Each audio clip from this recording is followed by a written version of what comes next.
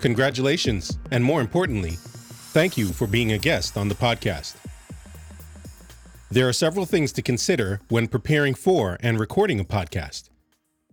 But we are going to keep it simple while being sure to capture the best audio quality possible that represents you, the guest. The first consideration is pre-production. I knew enough about you to beg you to come onto the podcast, but I don't know everything. So it's important that you provide me with a little bit more ahead of time so that I can explore some questions to ask. What projects are you currently working on? Have you recently published any works? Where can people learn more about you? Any websites, social media, things like that? Do you have any photos that we can include in the show notes? Now let's move on to production. In general, the interview will take place over no more than 1 hour. The first 10 minutes will be used for setup and troubleshooting, and a little bit to get to know each other behind the scenes. A quiet location that is free from distractions is an ideal. This includes turning off your cell phone to minimize ringing, vibrations, as well as radio frequency interference, which can compromise an audio recording. Ideally, the room will also be acoustically pleasing. For comparison, larger rooms that offer lots of soft, uneven surfaces and carpeting are preferred over smaller rooms with flat, hard surfaces. Because we won't be recording video, the visual aesthetic of the room is not so important.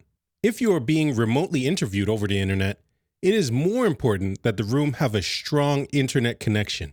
I would strongly recommend setting up in a walk-in closet, allowing for plenty of forward-looking space in front of your position. If I am interviewing you in person, the priority is to set up in a location that is free from distraction and noise. I will walk with my own acoustic treatment to improve the sound quality in the recording on location. How about gear? If I'm interviewing you in person, you have nothing to do in this department. But for the rest of you, there are some things to consider. If you are fortunate enough to be technically savvy, then I would encourage you to use your own audio interface with a dynamic microphone and monitoring headphones for the ultimate in audio quality. If you are somewhat techie, then you can use your USB microphone or headset microphone. And if you have nothing else, then you can use your laptop and its built-in microphone. But even better would be to use earbuds.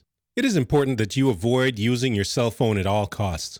There are many podcasts out there, and you want to ensure that your interview is a better listening option than most of the others that are out there. As for recording and software, again, if I'm interviewing you in person, then there's nothing for you to do in this department.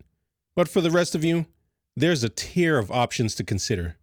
For the tech-friendly among you, option 1 is to use your own recording software or hardware as a double ender and email me a WAV file directly. For the mere mortals among you, if you have a PC and have Google Chrome operating as your browser of choice, then we will be using CleanFeed for high-fidelity audio. If you have a Mac, then we can just use Skype or Google Hangouts or possibly Google Duo or even FaceTime in a pinch. In which case, we can coordinate through email invitations.